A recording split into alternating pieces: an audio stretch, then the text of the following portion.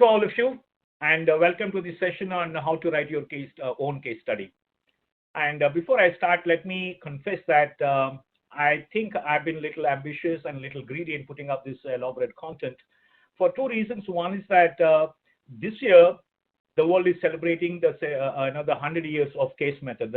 So therefore, that is one reason. And the second important reason is that this topic has never been done before in the world. You can Google and contest me as we go along.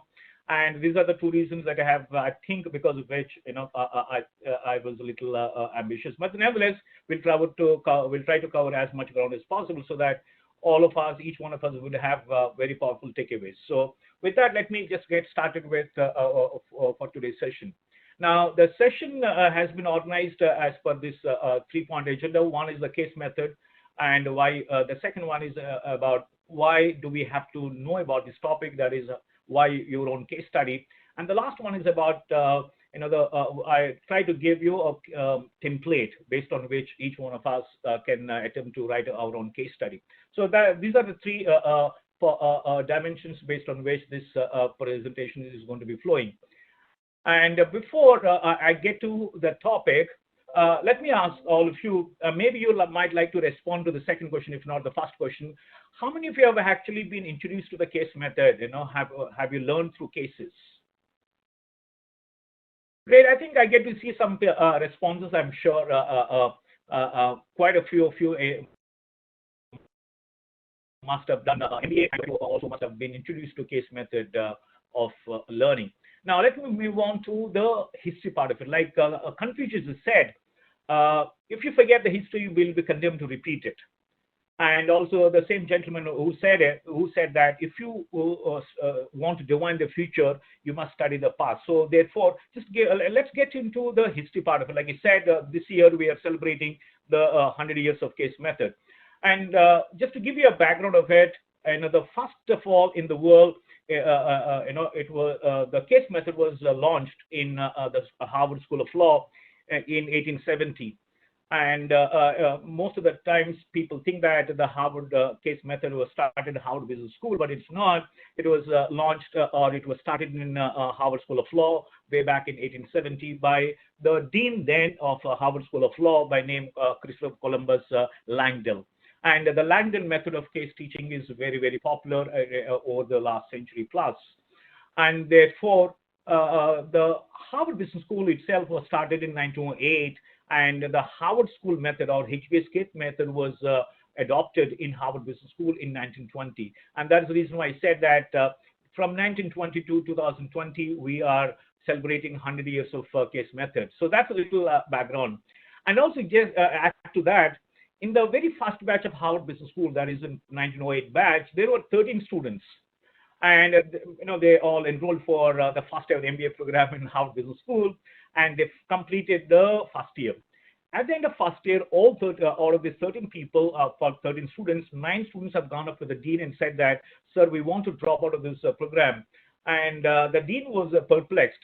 He was asking, you are the first batch of the first ever MBA program in Harvard Business School. Why do you want all that? All these 9 students have told him the reason, and the reason that they stated to him was, sir, we are not able to cope up with the course. He asked, why are you not able to cope up? Because the reason that it was very rigorous. Just to give you an idea, maybe just to reflect on this little episode, what it tells us that in those days, in 1908, there was no body of knowledge. And if you look at the number of subjects the 13 students had was only 4 subjects they had to study. One is business environment throughout the 2 years, by the way. Business environment. The second one was legal environment. Third one is what is called economics. Third one is accounting. These are the 4 subjects that they had. But imagine there was no body of knowledge, but still people were feeling the rigor of it. And therefore, we could appreciate the kind of homework, the kind of knowledge that the faculty to bring to the classroom. And it was mostly like a Socratic method. But the one that you are seeing on the screen, the second thing, title that you see, again, there's a history of it. Dwight method of instruction compared with the case method. Dwight is a Theodore Dwight, by the way, and he was the founding dean of Columbia Law School. And he founded this Columbia Law School in 1858 to be precise. And the Dwight method, as opposed to Socratic method, which is basically based on the question and answer kind of thing. But this is mostly on lecture method. So therefore, people use these two as synonyms. So the Theodore Dwight, he was continuing with this method, and this Columbia University had a new president in 1891, and his name was Seth Low. And what he did was, in the very first year that he came in, he said that, no, I think we should stop using the Dwight method of lecturing, and we should all start adopting the Longdale's method of case method. So as a result of that, there is a revolt, and the students have boycotted the classes. They formed the Dwight Alumni Association. You can Google. It's a fantastic story about the Dwight method. And a lot of faculty have left. And one of the very young faculty who have joined Columbia Law School, and he also came out and he went on to start New York School of Law, the one that we are very famous as of now. This is one that is started by George Case in 1891. So that's the little background about the case method. And like I said, over the year, last 100 years, and especially the last 100 years, it has traveled to all over the world. A lot of business schools in India, a lot of business schools across the world. There are only case-driven business schools, and especially I saw one person writing about EPGP. I'm sure a lot of these programs use heavily this case method because of some reason, and we'll get to see as to why the business schools all over the world have adopted this method. So that's a little background about the case method, how it has traveled from Harvard Business School to the rest of the world since it was established. I mean, it was introduced in 1920. Now, the second one that, next one we're going to look, again, there are a lot of definitions about case study, but then the way I look at it is a simple way of looking at this one is a case study is anything or which is carefully articulated situation for. Of course, you can add, when you say situation, largely it is a business situation, but it is a situation. But of course, there are cases where it need not be only business, it can be also non-business situation. But for the purpose of this webinar, let me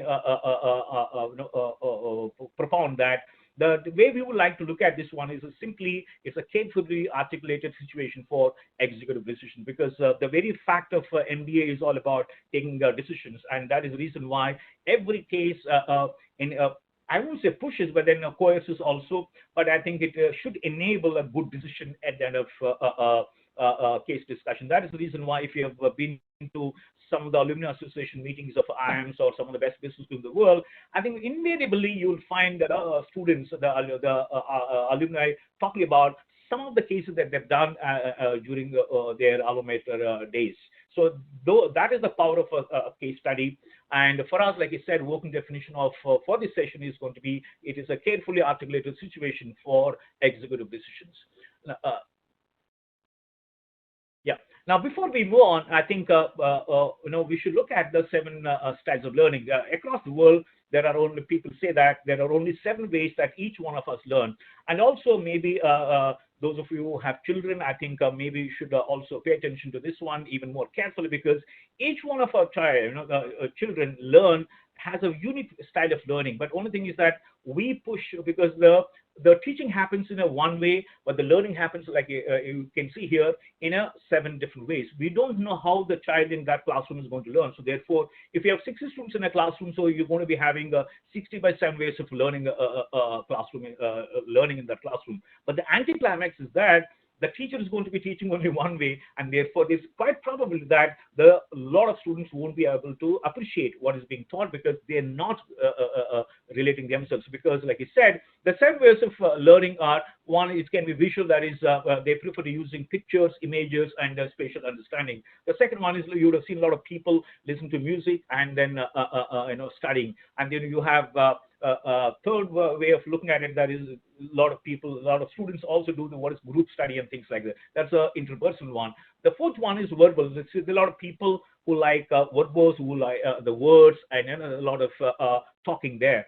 And the fifth one is what is called as a physical or kinesthetic. They prefer, a lot of times they prefer activities and things like that. That's the reason why you see in the kindergartens, some of the very interesting and very good kindergarten schools, they insist on activity-based learning, because that's how some people learn.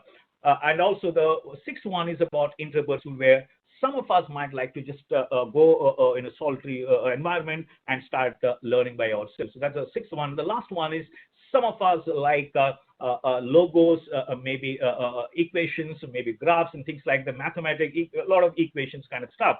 So these are the 7 ways in which mostly people try to learn. That's the reason why I said that maybe we should be very watchful of how the people who belong to us, maybe they may be colleagues or children or maybe our students, etc. They are learning. So this is the like in learning inventory, because there's no point in saying that you have taught, you have done a great job in teaching, but in case the children do not learn the way you wanted them to learn, then it's a disastrous effort, and otherwise it will be like a situation like operation successful and patient died kind of situation, where you think or I think I have done a great job in teaching, but then nobody in my classroom have learned anything. So therefore it will be anticlimax kind of situation.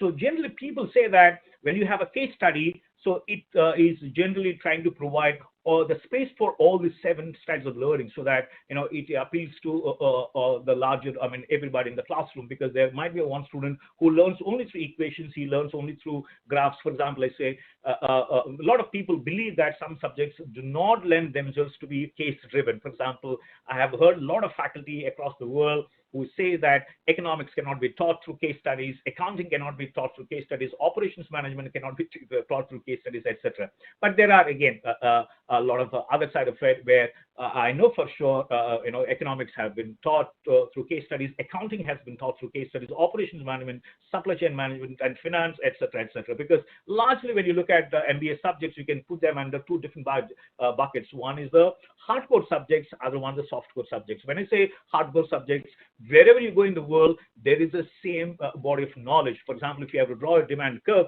it's the same whether you do it in Lucknow or you do it in Los Angeles. There is only one way of drawing the demand curve. There's no different way. But then let's say if it is the softcore subject, something like anything to the social science related subjects, for example, OB, HR, etc., or marketing for that matter, anything to the social science related subjects, they're much more difficult because they're very geography specific, they're human centric, and therefore it's very, very difficult to say that yes, somebody has mastered the science of this social sciences subject. So therefore, I think we should be mindful of the 7 styles of learning. Now, some of you might, before we get into the other things, so we should pause for a moment, and now, because I'm sure each one of you must have written quite a few things in your own life thus far. Maybe somebody, I'm sure all of you are active on your social media platforms. You keep writing on your Facebook, you keep writing on your professional platform like LinkedIn, or maybe Twitter, maybe Instagram, etc.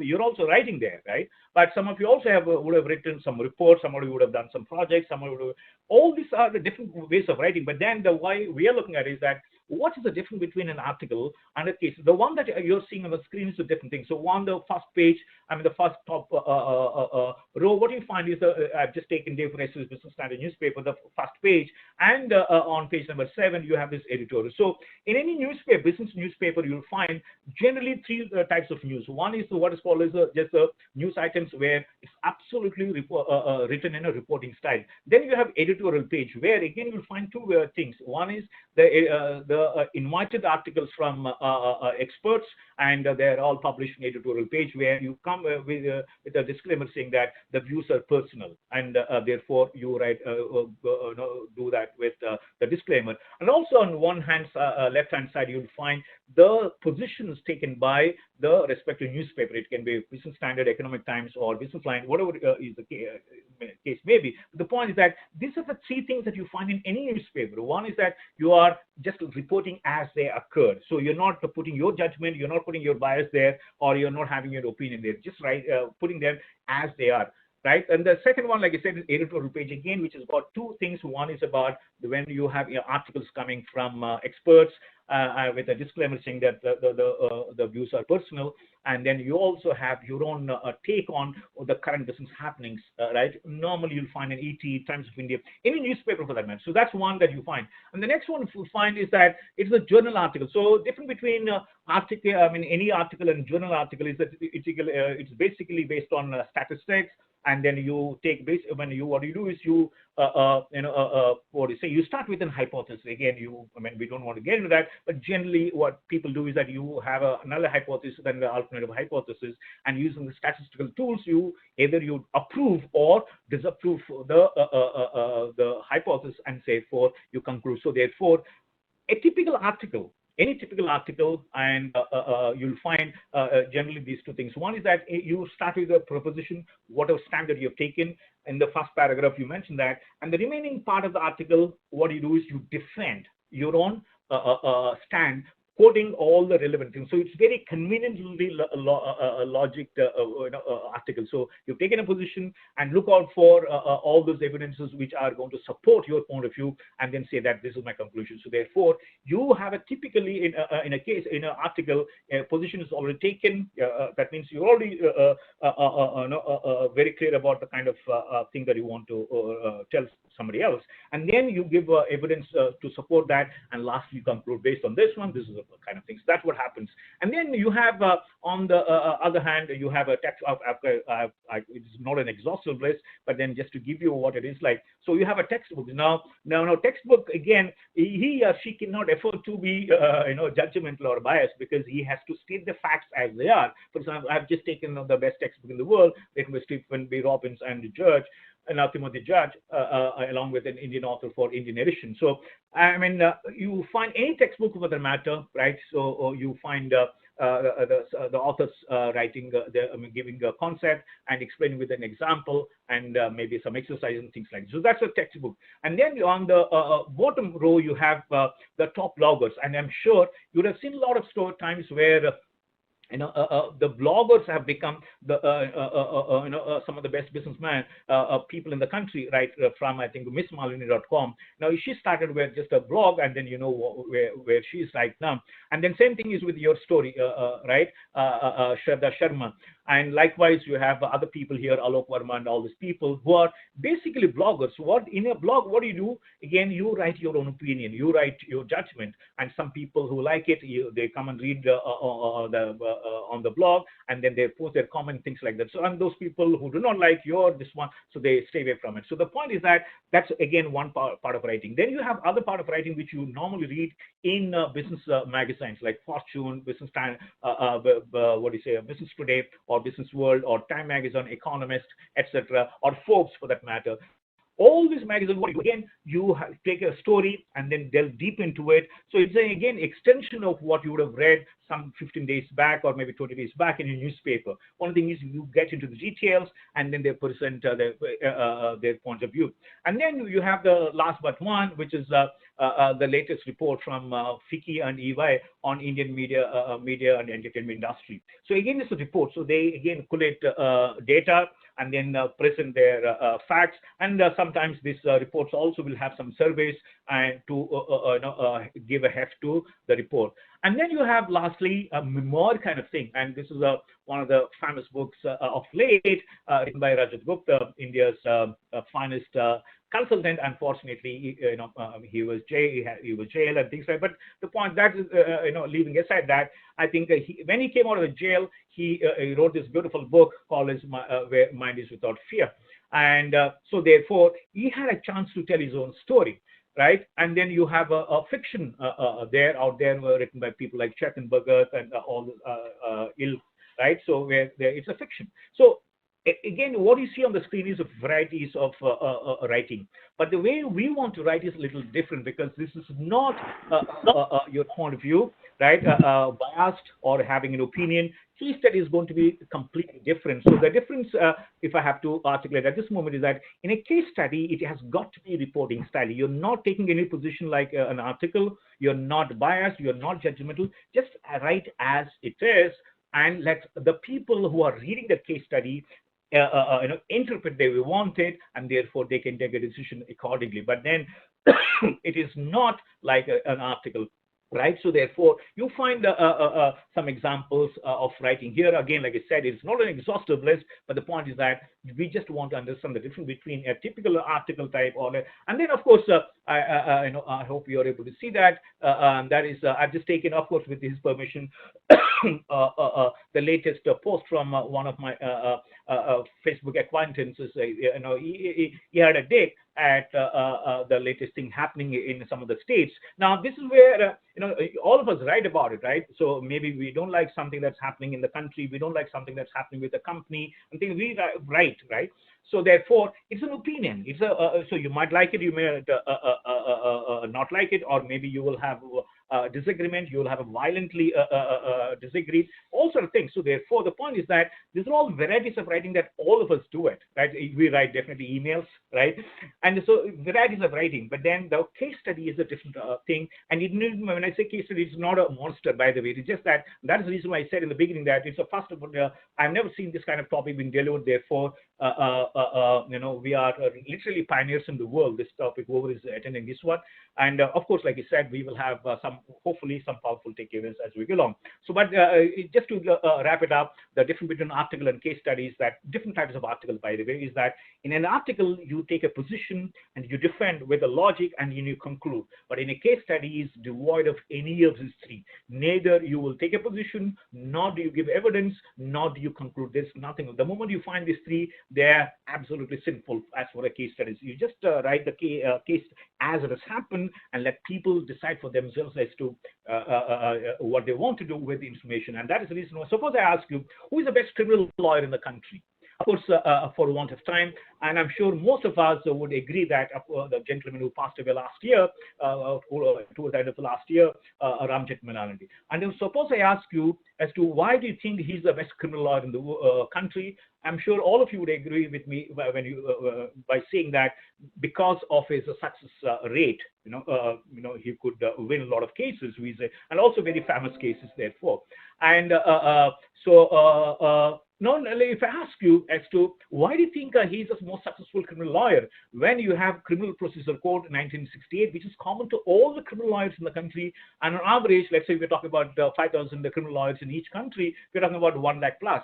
But out of these 1 lakh criminal lawyers, why are you singling out the gentleman? Because of his ability to interpret the law. Law is common to everyone, right? But his ability to interpret the law, and that is what a case study will teach you. Information is common to every student in that cohort or in the classroom, but each one of you will have a different perspective, and that's what we're going to look at is the next one, and that is right. So the skills it develops, the case studies, and as we go on, we'll keep building on it. And first, of course, again, like I would qualify by saying that this is not the exhaustive skill, but generally a good student, typically Harvard Business School graduate would have done about, at least I know for sure that last year, a HBS graduate has done 422 case studies in an entry-year program. You can imagine the kind of rigor these guys would have gone through, and the whole lot of ecosystem there.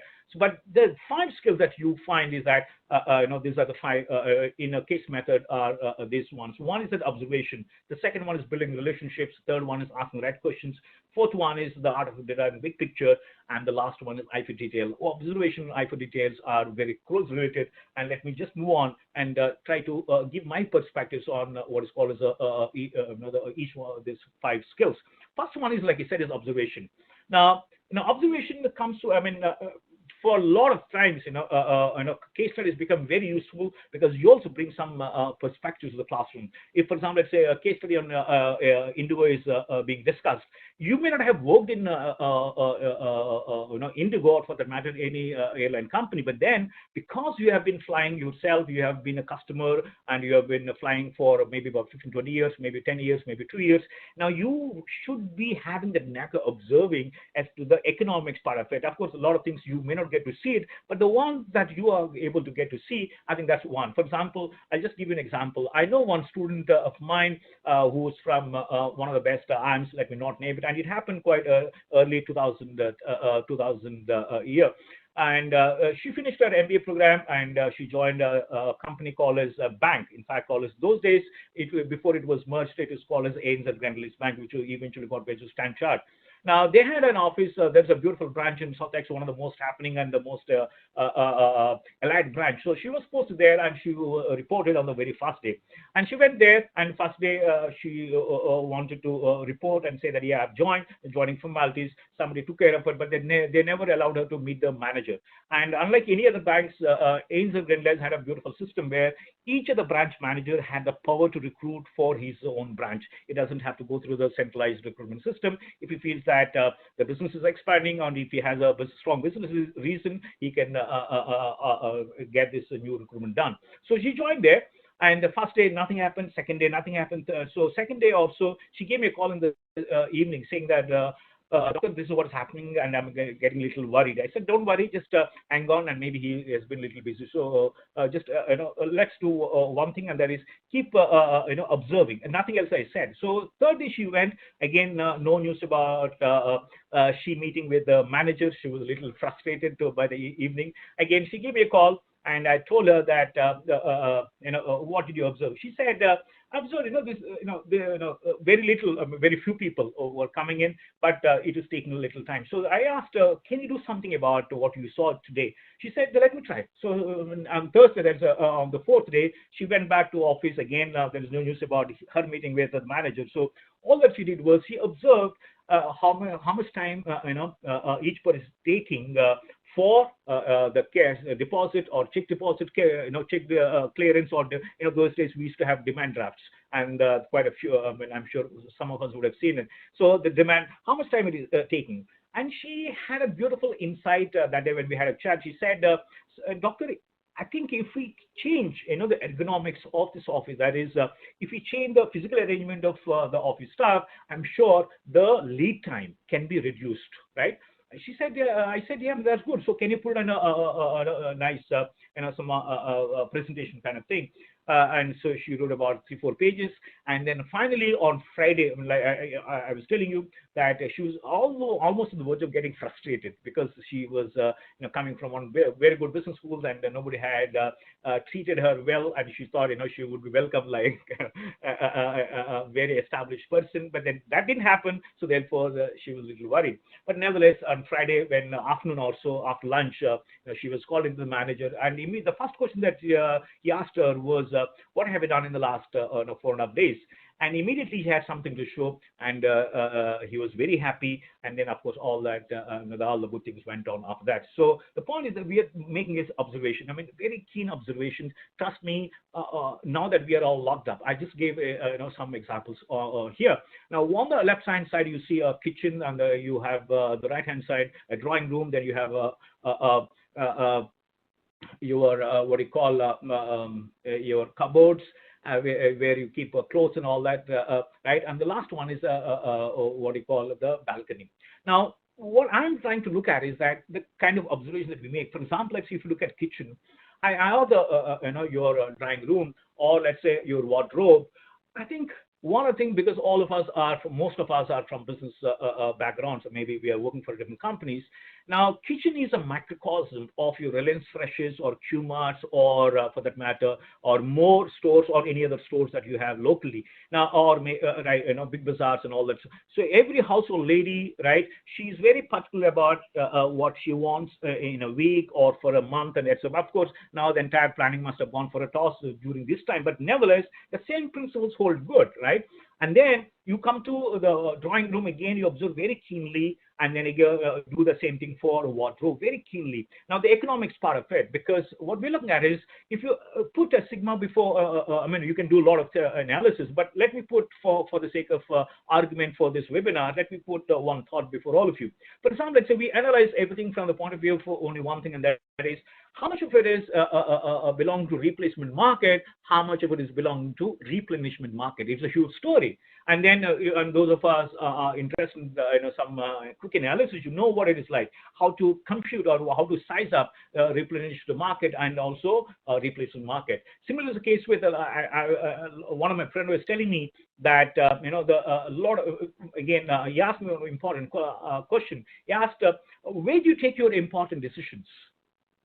which part of your house do you take most important, your personal or professional decisions, right?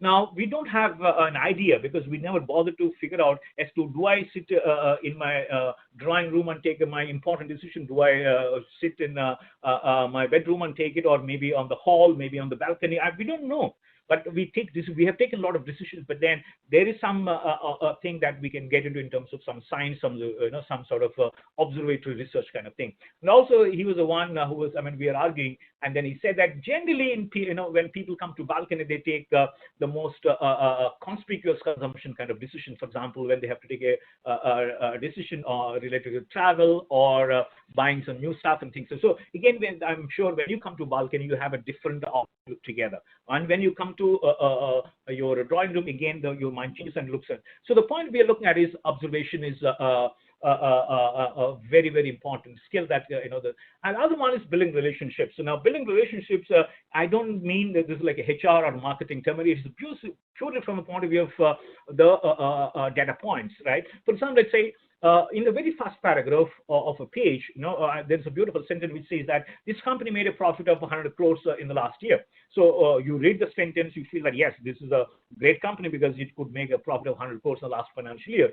Now you come to the third page and the last paragraph somewhere, last line of that last paragraph in the third page, it is given that this company had been making the losses for the last 11 years. That's the second sentence for you. Now come to the fifth page, again, maybe in the third paragraph, somewhere in the middle of the paragraph, it is a beautiful sentence saying that the competitors in the industry have been making maybe on an average about, let's say, 91.8 crores for the last 11 years. Now these are the three different data points.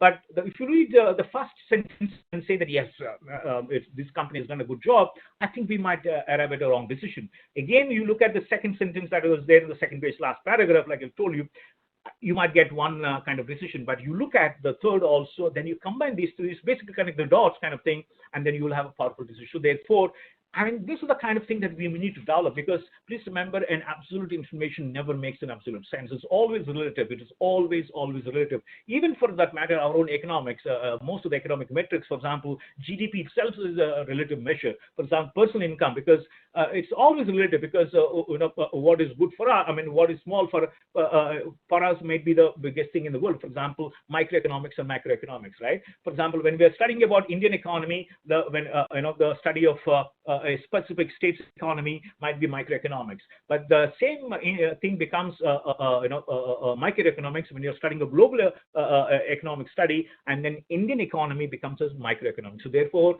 it is always relative. It is always relative. So building relationships is one skill that we must develop, so that we concentrate on building the connect the dots.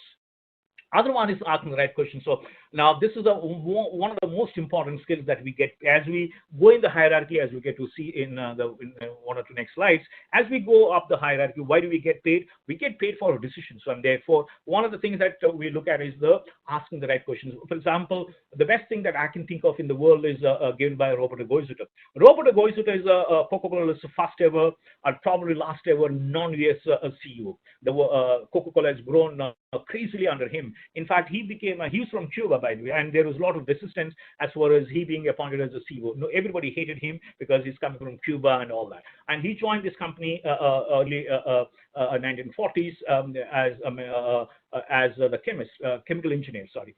And he became the CEO of this company in 1981. And when he took over the company, it was about $4.8 billion net worth company. And on the very first day when he came and took over, he assembled his top leadership team, and there are about 9 of their guys. And that time, as even now, there's a lot of competition from Pepsi. And they have to worry for 1/10 of 1% market share, let alone 1%, but we're talking about 1/10 of a 1% market share. So he asked them, what do we do? And of course, as usual, they gave a lot of suggestions. He said, I wish I had more money so that we could be splurging. They say, but we don't have that kind of money. So therefore, can you go back to a drawing board and come back to me with a more cost-effective solution? Again, they deliberated. They came back the next day. Again, they gave some suggestions. He was not at all happy. And then the second day, he simply said, now, let me ask you a simple question. And the question that he asked was, what is the average annual liquid consumption of an American citizen. So they said it is about 2.4 ounces, just 2.4 ounces. And we asked, therefore, what is the average, what is it, Coca-Cola consumption of American average citizen? It is much less than 1 ounce. And therefore, then we asked, so do we have a solution now? Then they realized, yes, they have a solution because earlier what they were doing is they defined the market in a very narrow sense. So therefore, they define a very I mean, they're trying to fish a very limited pond. But by asking this question, the liquid, it's not about a carbonated drink or Coca-Cola. All that is liquid consumption of an average citizen. When we say liquid, you have expanded the market to the what do you call the water, and then also the health drinks and all that kind of stuff. So therefore, it's not really restricted only to the carbonated drinks any longer. So that's how the company grew, and that's why it is very famously called as share of the stomach strategy. So, I mean, you look at a lot of the CEOs, I think one of the things that they develop, and one of the things that you get to see as you go up, I'm sure, in review meetings, etc., they ask very pertinent questions, and those questions are coming because of, not because of any important, any, just like that skill. I'm sure some of it is naturally gifted, but some of it also can be developed because we are conscious about how do you develop this art of asking the right questions through case method. So that's one. And this one is very interesting, the art of deriving the big picture. I'm sure all of us are aware of this great brand called Starbucks. When Howard Schultz wrote this book called as For Your Heart, and I suggested we must all read. This is a wonderful book written by Howard Schultz. And he is not the one who started this company, by the way. He was working for two guys, Italian guys, two brothers actually, from whom he bought this company. And then, as usual, like a folklore has it that in the beginning, and of course it is there in the book called as For Your Heart into It. He said, in a hotel, he was writing the business plan and all of that. Somebody asked him, what is your, how do you want to build this into a brand? He said, look, we are not in coffee business serving people, but we are in people's business serving coffee.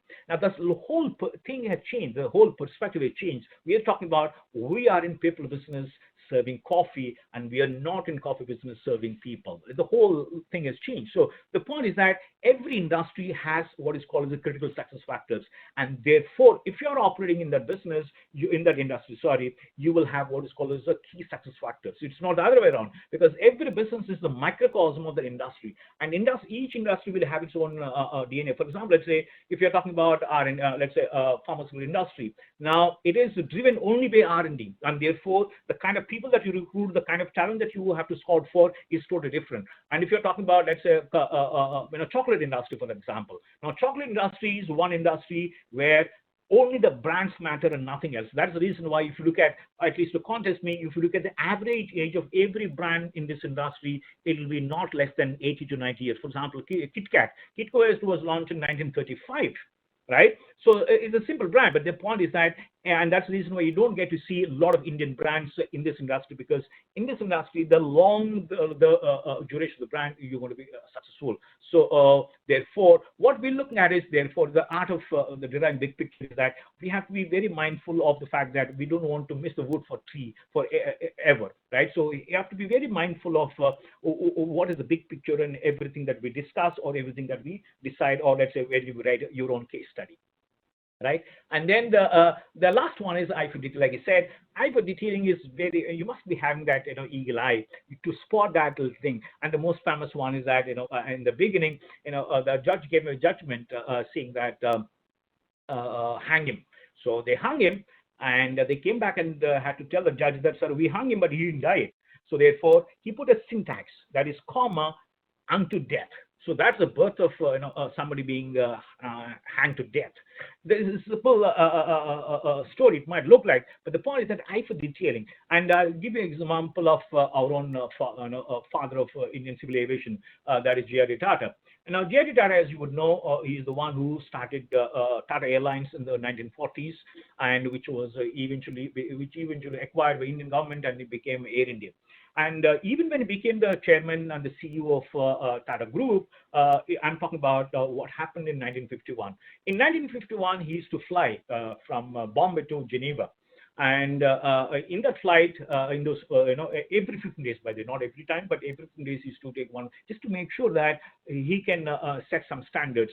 And I'm not sure how many of us are aware of the fact that in 1968, the London-based newspaper called Daily Mail, it did a survey, and yeah, of all the airlines in the world, in 1968, Indian Airlines, the Air India was ranked the number one in the world. So that's our history. That's our history of Air India. Well, of course, there's a different story that now it might be having a different situation altogether. And also, the second important thing that we must be aware of the fact that when the Singapore Airlines, so that time it was Lee Kuan Yew, the current Prime Minister's father, who was the founding father of Singapore as a country, Lee Kuan Yew. And now, when he wanted to establish Singapore Airlines, he sent his team to study the best practices from Air India. So that was the standards of Air India at that point of time. But again, like I said, over the years, it has gone to a different, it has taken a different shape. But every time he flew in, especially in 1951, when he was flying from here to Geneva, he used to have what is called as a blue notes. Every time he used to fly, he used to maintain this blue notes. And what he used to maintain, this very small thing. For example, he used to go to every chair and then make a notes of it. And it is given in a book called, written by R.M. Lala, by the way. And the second thing that he wrote, in one of the very interesting thing, in fact, I happen to read the same thing on a LinkedIn post by Harish Bhatt, who's from Tata Group right now. Now, one of the times he mentioned that the tea that was served is not having the right color.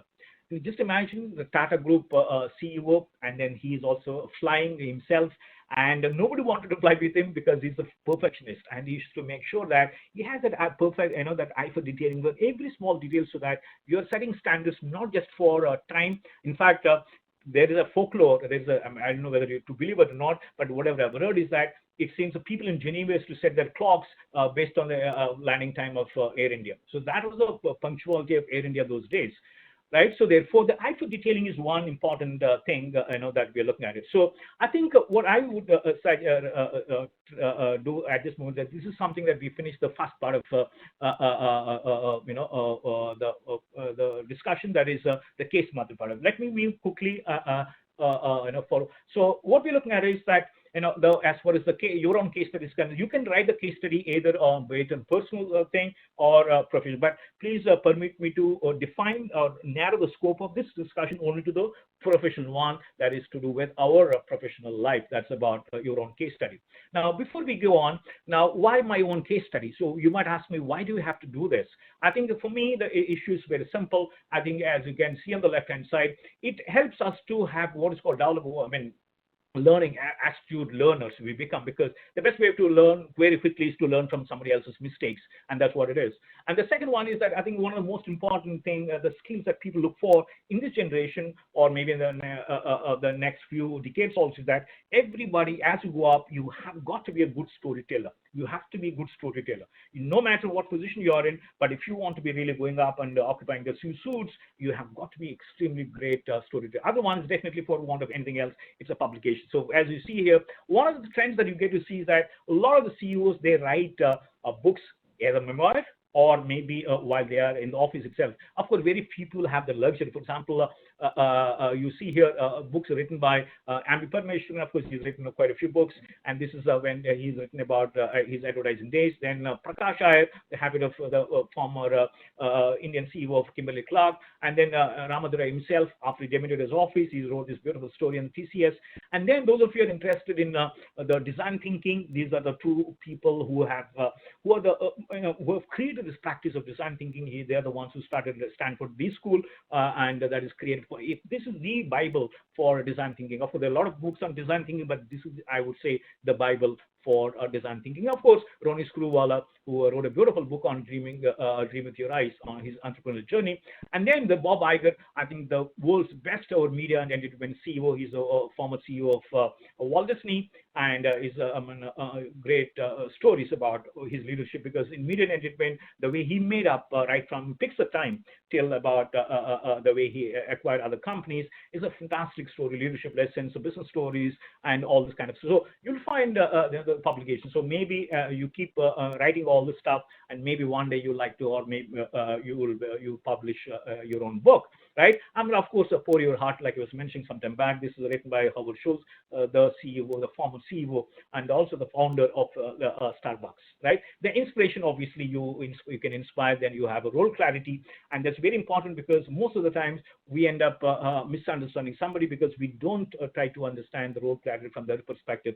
And last one is empathy. And add to that, like I was telling you, definitely writing your own case study develops these 5 skills that I was telling you about some time back. And the last one is what is called as the CEO mindset. Let me just take you there, right? Yeah. So before that, let me just finish. So I think it is, again, like we're telling you about the professional life. So it's about office. The way I look at, the way I define office is that office is something like this. It's a place where you offer yourself faithfully to facilitate, innovate, and collaborate to expand business. That's the office for me, at least. Because I go to the office only because I want to. First of all, I want to be faithful. Why I want to be faithful? So that I can facilitate, innovate, and collaborate. These are very, very crucial for expanding businesses. So simple logic for us is that if I ask you how many hours are we supposed to work, I'm sure all of us will say that 8 hours, right?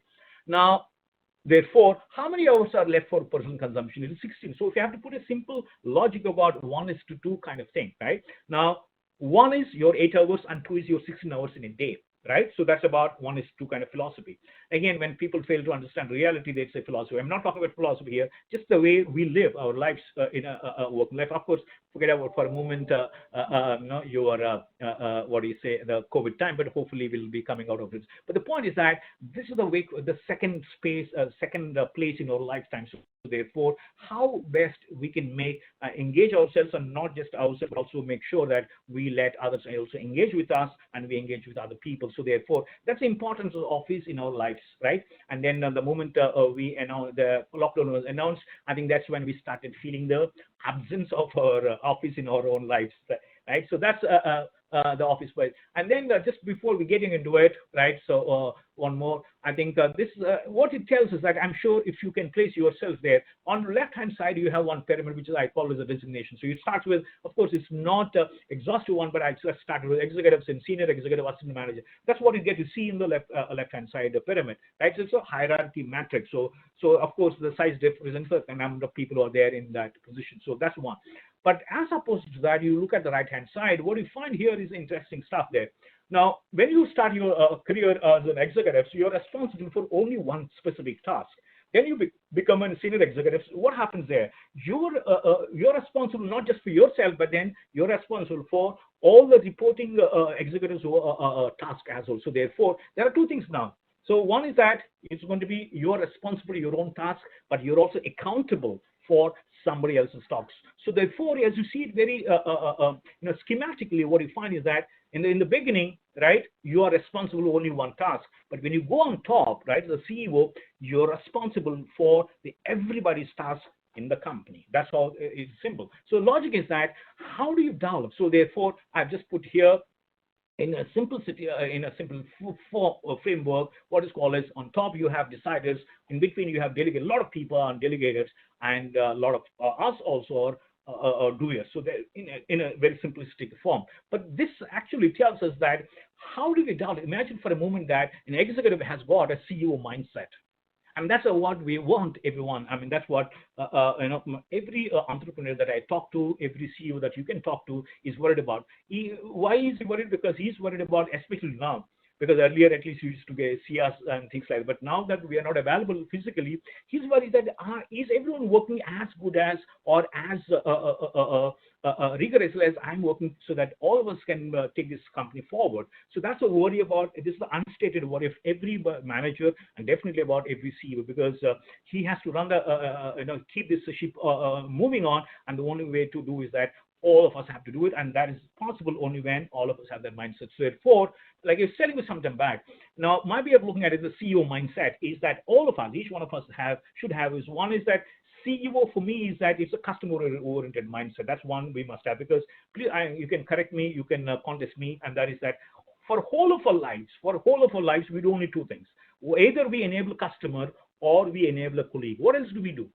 we either enable a customer or we enable a colleague. That's all that we do. But within that space, what we're saying is that how do you develop that CEO mindset, even at a very engaged or very at the beginning of your career, so that you become very, very matured leader very soon, so that you can observe and keep learning and keep moving faster in a right sense. So one is that C stands for customer orientation, and the employer, E stands for employee.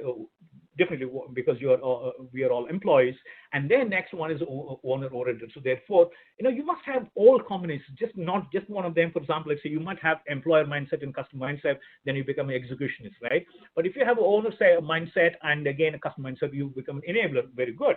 But then we need three of them together, because the way owner, when I say owner, we're talking about all the promoters, right? Or the shareholders who are funding the business, and they have something else, and then the CEO. So therefore, now that's what CEO does it, right? And therefore, you should become CEO.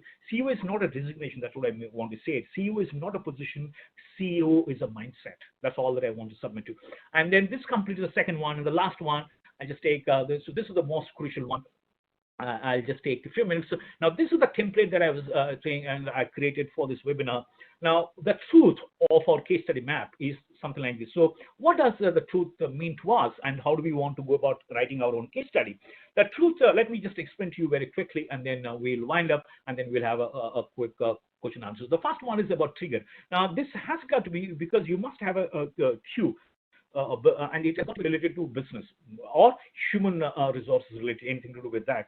But most important thing is you must have a good a trigger or a cue. And you can also either start at the beginning of that happening. For example, I'm just giving an example. Let's say you're starting a brand campaign for a newly to be launched brand. Now you can start this the moment you know that I think I have a story. You can start from the time that discussion happened, and then you can keep. Like, remember, I was telling you about J.R.D. Tata, who has this beautiful what is called as blue notes. Similarly, you can keep making notes, and then you'll find a lot of slowly story. It is becoming more. So everybody starts owning it, and when everybody starts owning, then you'll have a problem, because then what happens is that you'll have some skirmishes. There'll be some disturbances. There'll be some disagreements and all the kind of stuff. So therefore, you have some story evolving, so that you are.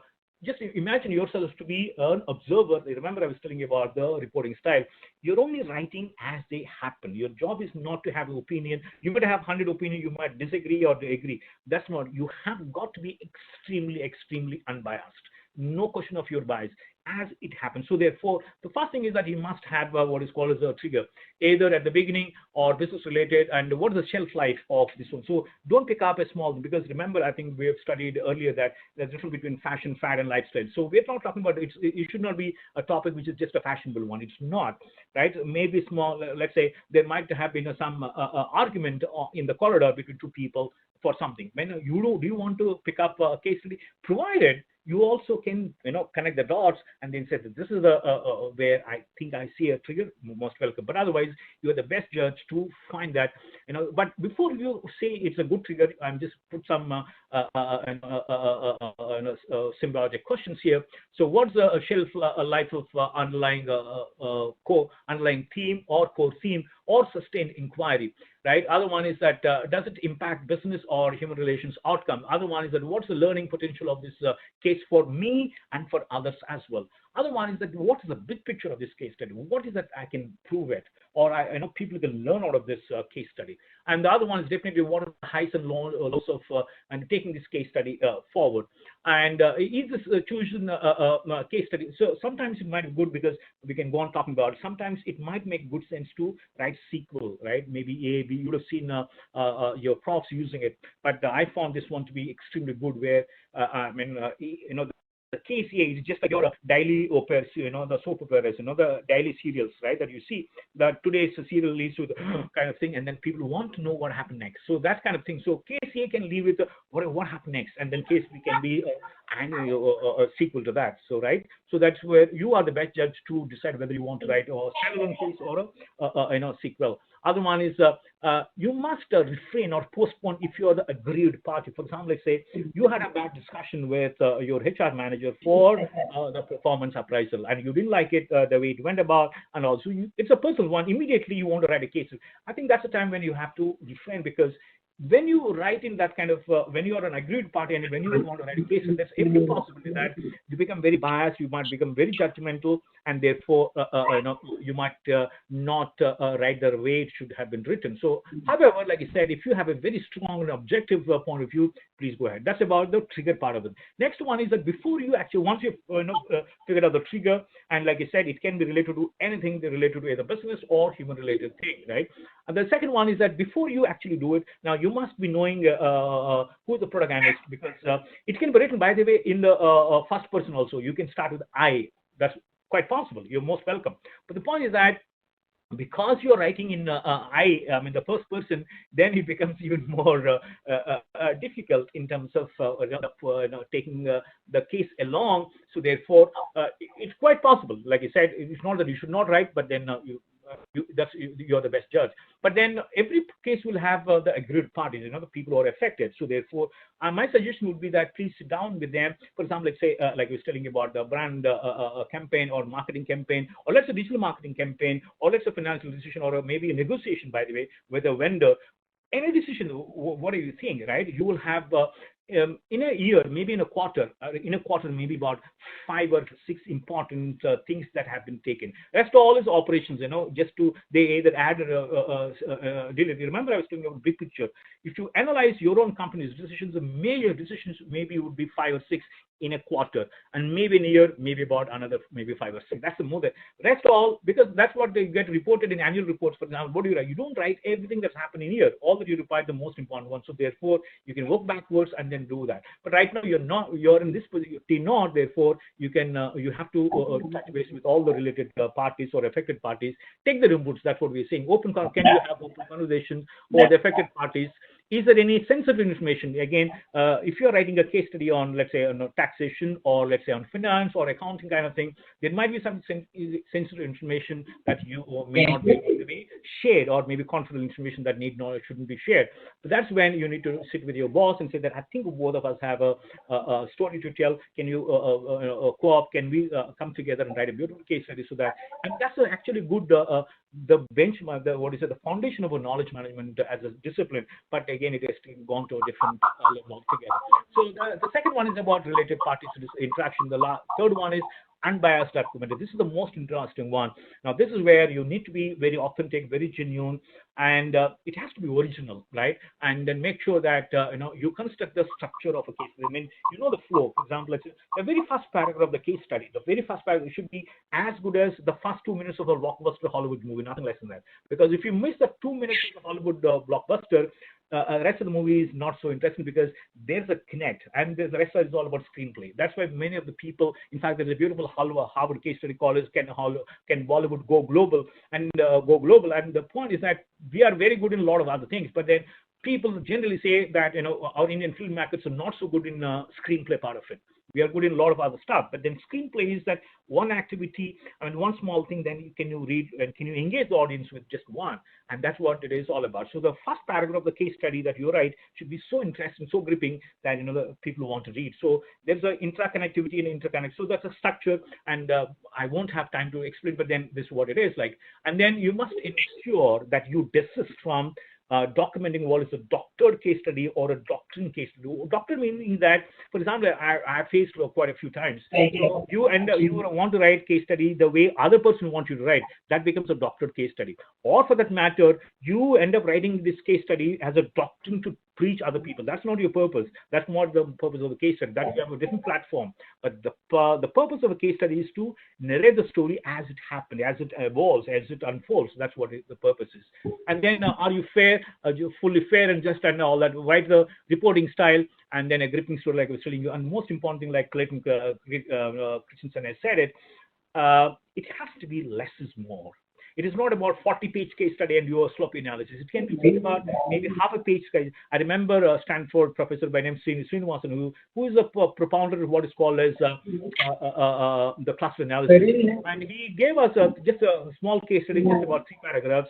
And then, as usual, we went about debating, discussing, and all that. And then, he said, this is a case that I use in Stanford for almost about a semester. You can imagine engaged with students and this small case study, and what kind of depth must be there in every line. So it is not about 40-page case study or a 30-page case study or 20-page. It is just about every line has a meaning, every word has a meaning. That's what we're saying about I-50 tiering. Every word, every syntax also has a meaning. So that's about unbiased. And the last part one is testing with related parties. Please ensure that once you documented this one, please go back to your affected parties, share with them, and also share with some experts, maybe your profs, maybe somebody else, and then also put it through very rigorous editorial guidelines. Plagiarism obviously must, in case if you borrow some information, hope not, because it's your own case study. I don't see any reason as to why you should borrow information from. Even if you borrow, make sure that they're all quoted properly, and what you call all the research they're given as a footnotes or endnotes, as the case may be. And the last one is that make sure that once it is done, like we're talking about publication part of it, you might like to host in a very independent platform. For example, there are quite a few platforms in the world. Definitely the one that we have is etcases.com. You would have seen on every slide or right-hand side, you have something called as the etcases, right? So you might like to host there, or the case center, which is the best one, or maybe you can co-opt one of your profs as a co-author for one of your case study, and together you can publish. Okay, and they all become, the case studies become a signature card, your visiting card, and that's what it can become, the intellectual capital that you build for yourself. And eventually, if you see maybe after 5 years, you can publish as a book. I mean, of course, now you can even you don't have to publish as a book. I mean, you can even publish a digital book. That's what it is. And then I'm just, with your permission, in fact, for want of time, I'm just keeping the last but the last slide. This is the last slide. I think. This is what I want to end, and then we can go to question answer if we have. I think the first one is that the biggest risk in life is never taking one itself. So therefore, you might think that am I taking a risk by attempting a case to write a case study by myself? I think it's not. I think, like I said in the beginning itself, we are starting a beautiful practice of this little team that we have on this webinar. And again, I said this will evolve, because we are not attempting to do anything cynical or anything illogical or anything wrong. So I think it is just to ensure that, remember I was talking about role play. The more I get to know about my colleagues, as we keep writing a case study. And this is something that I picked up from a beautiful movie called what do you call The Lord Made. This is a beautiful movie. In fact, I urge all of you to look at this movie. This is a movie about the first ever, the cardiac bypass done in John Hopkins Hospital. And please remember, because we take it for granted always, right? This movie, this is a dialogue that I've taken from this movie. You haven't really lived your life unless you have a lot to regret. So therefore, I think if you want to really live our full life, I'm sure we will have some regrets. And last one is that please remember, it's always facts sell and stories sell. And the kind of thing that you're attempting to do is, like I was telling you about earlier, is the storytelling part of it. So thank you so much. And now it's open for question and answer. We're all over to you, Vinod, if you have questions. Yeah, Abhishek Anand has a question. Is case study both a quantitative and a qualitative analysis? I'm sorry, I couldn't hear. Abhishek Anand has a question. Is case study both a quantitative as well as qualitative analysis? It is. It is. We're not talking about the analysis part of here, Abhishek. Abhishek. Okay. Yeah, so the analysis part of it, what we're looking at is, yes, you're right in the other side of, because most of you have said we have now been introduced to the case method. In fact, maybe let me put it this way, that those who have already done case studies, now you have seen the other part of it where you actually have read the case study. You have not written the case study, right? You have just read the case, and then definitely good case study allow you for quantitative analysis. Some cases allow for qualitative. It all depends on the subject matter, right? But yes, it all depends on the fact. But generally, it is available for both qualitative as well for quantitative analysis, depending on the subject and also the way the case, that specific cases that you have taken up. But the point is that the one that you are attending is you're exactly taking a position opposite. That is, earlier you were a student, your faculty is doing a case study, and you are just reading it. Now what we see is them to write other people to read. That's the one that.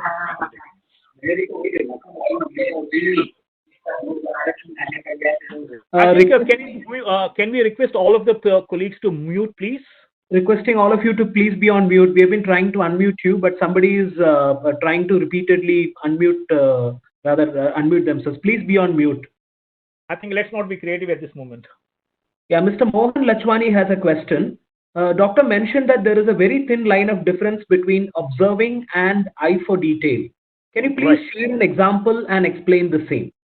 Oh yeah. So I think I could detail, like I was telling you, gave the example of observation can be when it starts with your home. It can be, for example, it's a simple thing like when you're walking in an aisle, your own office, right? Of course, now we don't have the legs. When you're walking, you see the way people are working on the desktop, right?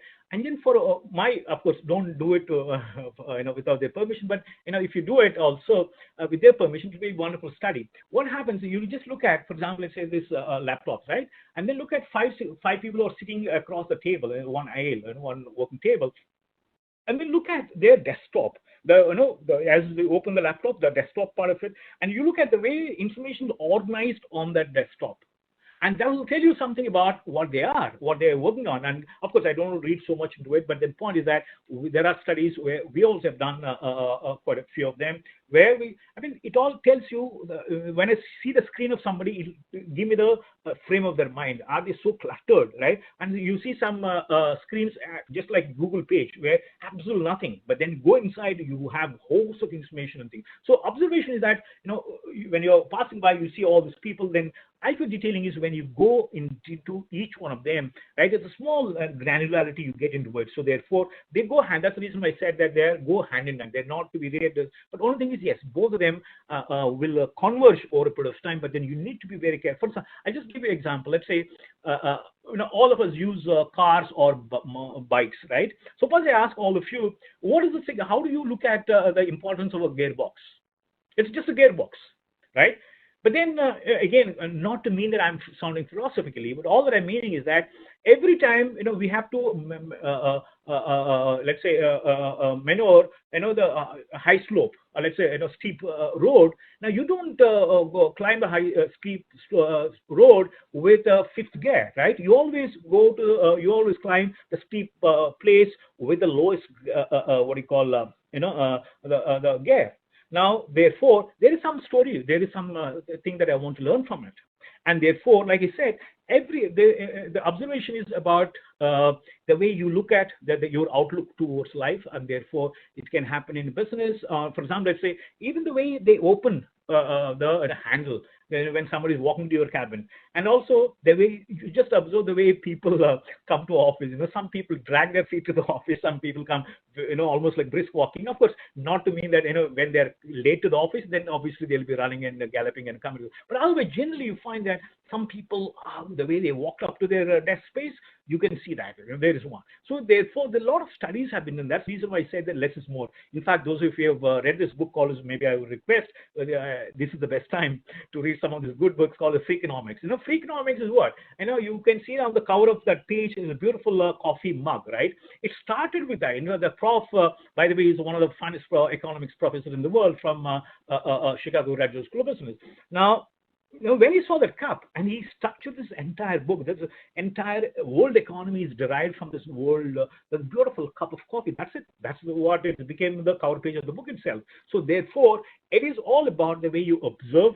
And like I'm telling you about, both are related. There's no doubt about it. But the only thing is the difference, since he has asked me, is that while one is that you must be having observation capacity, because you're so what do you say mindful of what is your surrounding is, and then get into one of them. Get into one of them that really interests you, that inspires you, or maybe that intrigues you. So therefore, you get into that. That's what the IQ detailing I said is all about. Like I said, we can go on talking about it, but generally this is the difference. Pooja Kotia requests you to mention the name of the movie. You had actually mentioned a couple of movies during your conversation. Okay. One is something that the Lord made. That's the quote that I have put it here in front of all of you. Right. This is a beautiful true story, by the way. It's a true story. In fact, you should, since you have a lot of time now, and the sense, of course, in fact, not a lot of time. I think it has become an anticlimax where all of you are working more than what you were working in office right now because of the lockdown. That's I think get to hear. But I think since you have little time, you must watch some movies. Original movies, I would say, not the fiction movies, because the original, for example, let's say a movie like The Boy Who Harnessed the Harnessed the Wind. Sorry. Truth is one, and the Spotlight, which won Oscar, and then Bridge Over River Kwai. These are all true movies, and then Great Debaters, Good Will Hunting, The Man Who Knew Infinity. All these great movies are based on true stories, and Coach Carter. I mean, a lot of movies. I mean, I mean, the whole of movies. And very inspirational because a lot of things can be learned in the way we, start looking at the life. For example, like say, the boy who harnessed the wind. It's based on a true story, and this guy actually invents this windmill and so famous. It's really based on true story. Again, Goodwill Hunting. In fact, Ben Affleck and Matt Damon, their first directorial venture. In fact, their signature entry into the Hollywood itself is through that. They have written the script, and it went on to win Best Screenplay award also. In fact, if I'm right, about out of 9, I think it has won about 4 Oscars for that movie. So the point that we're looking at is this movie, this dialogue that I put here. You have to really live your life unless you have lots to regret. This movie is from a movie called as Something the Lord Made, and this is a beautiful movie about the first ever what do you call the cardiac bypass surgery.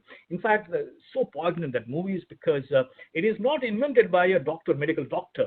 It is actually a lab technician and aided by a doctor, and he takes the credit and all this. So let me not go into details. But the point is that, yeah, this is the title of the movie, if it makes sense. Yeah, the next question is from Abhishek Anand. He wants to understand the difference between Dwight method and how is it different from a case study method. Oh, great. So I think if you remember, so Dwight method, Anand, is about the lecture method. You know, Theodore Dwight was a founding dean of Columbia Law School, and like I was telling you about 1858. And then, like I was telling you, in 1891, the president of Columbia University, Seth Low, his name is, he came and said that, look, you have to change to Langdell method. Langdell, you remember, the Harvard School of Law dean who introduced case method in Harvard School of Law in 1870. Now, when Seth mentioned this to the Dwight, he said, "Get lost, we're not interested," kind of thing.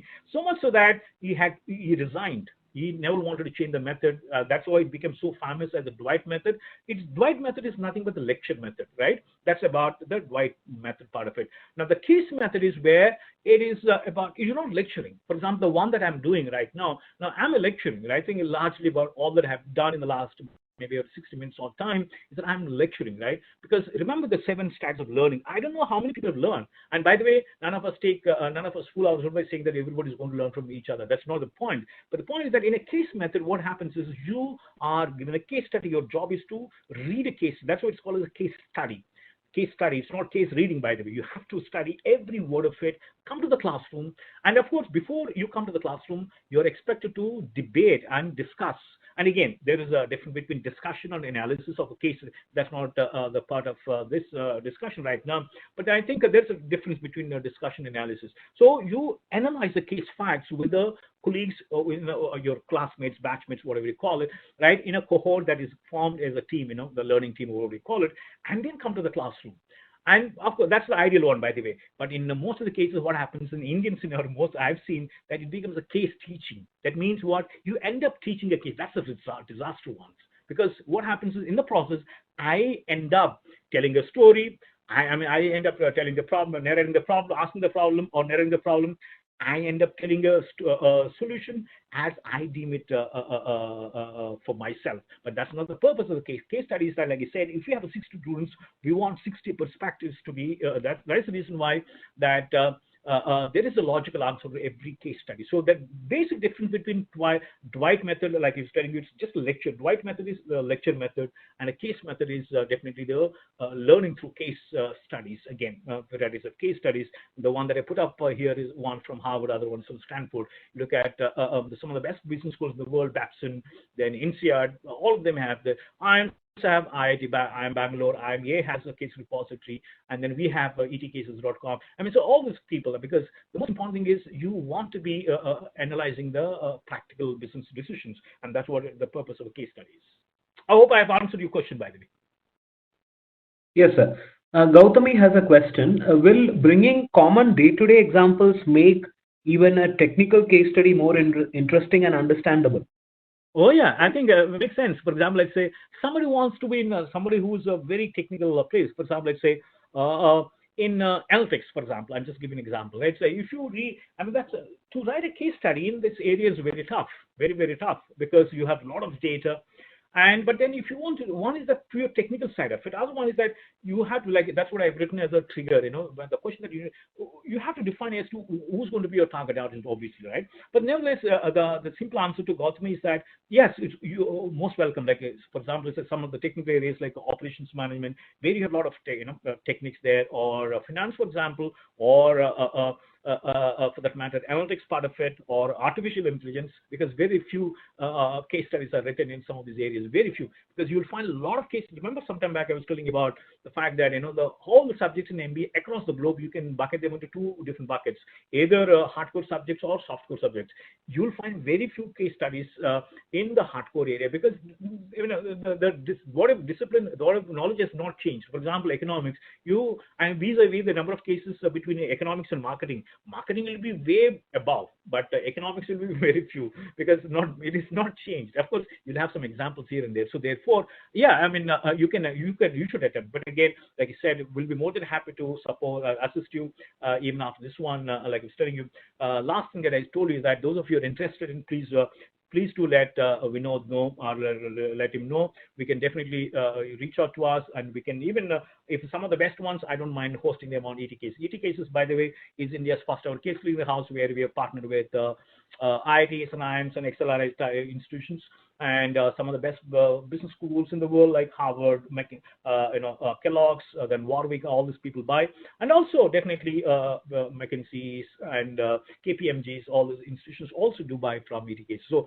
it's a very interesting platform, and the best ones definitely we don't mind hosting it. But trust me, there's nothing like it's not a risk, but it's a beautiful practice. Like I said, nobody has done it in the world, and therefore it's better we start a new practice within our own companies. Maybe we'll make a big and small beginning, but I think it's worth making it. Thanks. Mohan Lachwani has a question. What would be, let's say, the top 5 points or the key 5 points the doctor would recommend to keep in view while writing a case study?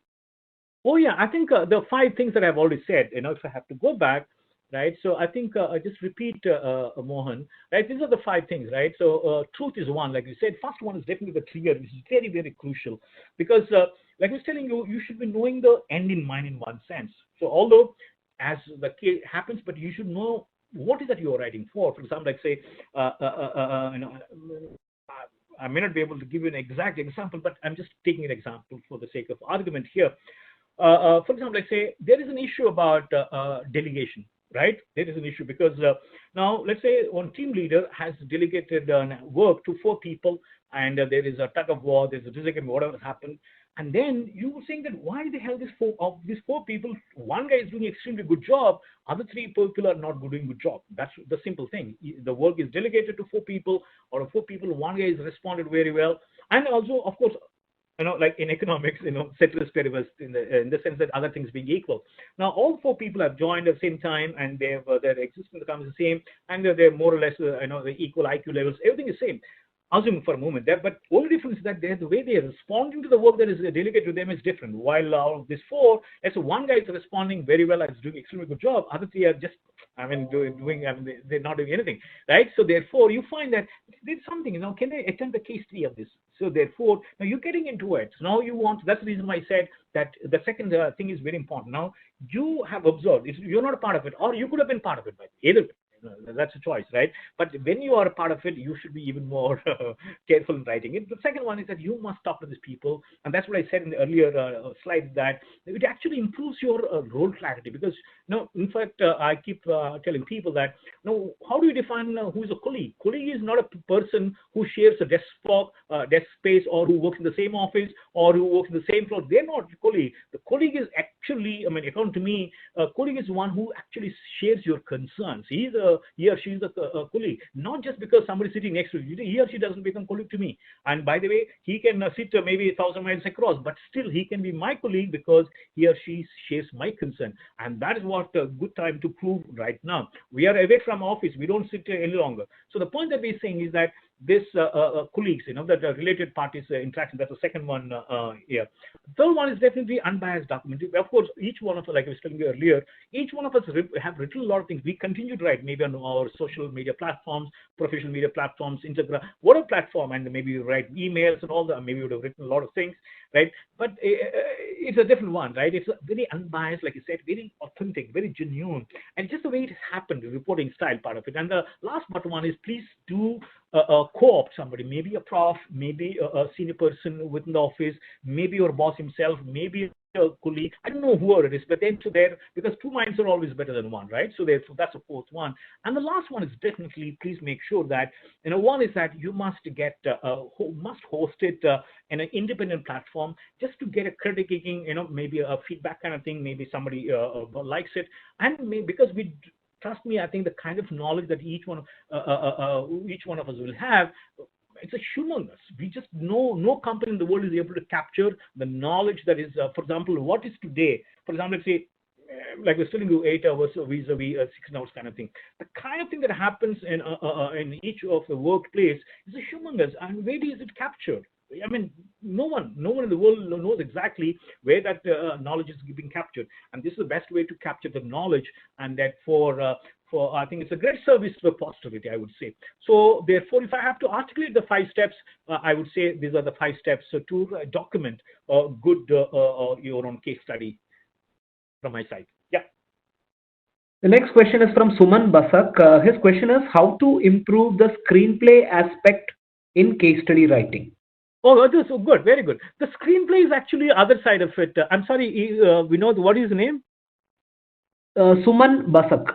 Okay, Suman, I think it's a very good question, but I would put it this way, that the screenplay happens while, largely while you're teaching or orchestrating case in the classroom, but you should also be mindful while you're attending. That's the way, while you're writing a case study, you have also to be taking the role of a case teacher. That is, you have to be mindful of the fact that how do you think this case is going to be orchestrated in the classroom? That's the reason why I said, in case if it is possible, see if it is possible, by the way, if you can co-opt a prof, good prof, by the way, to be a co-author for this one. Because then, of course, even if somebody is not, but even if you have a good colleague who has, who can spare some time to, what you reflect on how this is going to be played out. If it's just like, the script and the screenplay. The script looks very good. Script looks very, very good on most of the movies, right? But then it's the screenplay. For example, if you look at the screenplay of a movie like October, Hindi, I think one of the late movies that I've seen in the last few years, I don't, right? I think October is one interesting one where the screenplay has been really applauded well. Other one is Sarkar movie, right? Otherwise, the screenplays, you have the, Satyajit Ray's and Adur Gopal Krishnan's, right? You have seen Satyajit Ray's movies, or let's say some of these great movies. There is interesting screenplay. I mean, they have thought through so much. Same thing, that's the reason why I said that even for a case study, you're very, very careful about the way you have written the first paragraph and the second one, right? And then remember I was telling you here the structure of, that's a heart of a case study. The way first paragraph, the next paragraph, that I was telling you some time back, that intraconnectivity and interconnectivity. What it does mean? The first sentence of a paragraph must tell me what I can get to read in the rest of the paragraph. In most of the cases, what you find is that, maybe we would have find ourselves, but I've seen is that, generally, I'm not saying don't mistake me, but generally I have seen in India, people jump every sentence, other sentence has got different idea of thought altogether. No, if you've taken, for example, this company's marketing campaign has been jarring. I'm just starting that sentence. Now the remaining sentence have to qualify that. Now I can't say that their marketing budget is no, right? It has to go the moment that one paragraph, one idea. One section, one theme, and one case study, one big picture. That's my simple mantra. Yeah.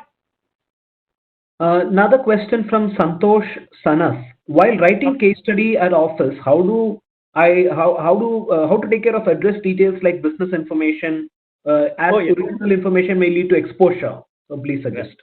Yeah, so I think that's what we've written here, that in one of the things that I've written in here also, unbiased communication. Also, the second one, related parties.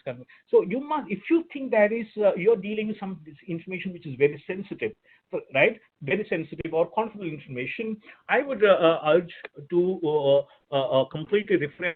You must go ahead only if you have gotten up, because sometimes what happens is you might find that it's quite possible. All that you have to do is your boss might say, I think it's a good case, we might do it. But thing is that let's camouflage the data. For example, all that you could either you multiply with 2 or divide by 2, whatever case may be, right? The point is that you can camouflage the data. That's right. But if, as long as you don't sacrifice the very purport of the case study that you thought of it. So you can always camouflage the data. That should be an issue. So only thing is that if there is a sensitive information or something which is confidential information, you are not supposed to share with outside parties. There is no, because you are privy to, because of your privilege of being a employee of a company, you are given the privilege to being a privy to a lot of confidential information. That doesn't mean that I convert that into everything else. I mean, the case, no, I'm not meaning. All I'm saying is that if you think you have a story, if you think you have a trigger, if you have a cue, make sure that you approach the affected parties and then sit with them, and then maybe you can co-op. That's the best way to do it, right? And let's write a case study. It can be boss, it can be colleague, etc. But the answer to his question is that please be mindful. If there is approval, there is a formal approval to be taken. If there is a permission to be taken, please do obtain and only then move forward. Otherwise, no. But sometimes, or like I said, that reverse the logic, reverse the question too. If that is the case, the kind of companies, the cases that you would have seen from Harvard Business School or INSEAD, or for that matter, IIMS, etc. Why will they give the case studies, the matter to? For example, you will see, just Google to go to Harvard Business School, hbsv.com. You just Google, for example, Starbucks. You'll find an amazing number of case studies, right? Written from Harvard Business School professor, written from Stanford, written from INSEAD, written from Kellogg's. All these business school professors would have written case studies only on Starbucks from a different perspective. Somebody written from marketing, somebody from HR, somebody from finance, somebody from advertising, all this kind of stuff. But why do you think this company has given information? Because they thought that this is not any longer, because that's the kind of thing that happens, unfortunately, in India. I think somehow we are,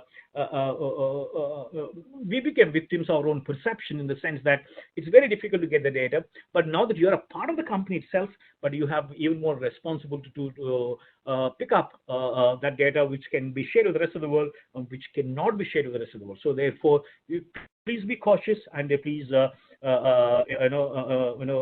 exercise enough restraint so that we are all following the same protocols. While we have a number of other questions, one last question that we would like to pick up is from Sudeep Datta. His question is, in case one wants to write cases for academics, for example, for a business case for a B school student, what particularly should be borne in mind? Okay, I think the first question is definitely the subject that you want to be writing. That's the first one, because I know which subject that you want to be writing for. And then after you decide, I think then you must go for the same thing, the 5 things that I've told you about, the truth of your own case study. The trigger is the first one. The next one is, if you have, because please remember, let me also qualify to all of you that this is only when I'm referring to, when you're writing your own case study in the same company. But then, let's say you're writing your own case study, but then referring to something else. I mean, you're not into your company, but then, maybe you want to do a case study, based on secondary sources. Fair enough. Then you don't have to do anything else, right? You just go through the rest of the problem. You don't have to go through the related parties, etc. All that you might like to do is that maybe you can co-opt one professor. Since you're saying about the business school, maybe, for example, you have chosen to write on leadership and change management. Let's say, I'm just giving an example. Let's say that you want to say that why do you find that it's much easier to change people of let's say within maybe of 25 to 30 years age, but then it's very difficult to change people who are about 50 years plus. So that's a position. I mean, that's a thought that you got and you saw it. Then you want to develop a case around it, and therefore you want to talk to a prof who's teaching an OB subject or a leadership subject, or maybe change management, whatever subject, and therefore then you come out with a beautiful structure. Like you structure it the heart of in a case study. It has to be extremely good, because most of the times, because if you lose the plot, that's a screenplay that is standing in some this side, sitting on this side. So therefore, let's exercise enough caution to structure this case study, and it's quite possible. Yeah. Well, Yes, sir. Thanks so much. In fact, I would request all the participants to share your feedback after you thank log you off so the much. session. Thank you so much. Thanks so much, sir, for your wonderful session, and Thank you thanks so much. everyone for being a part of it. Thank you so much, all of you.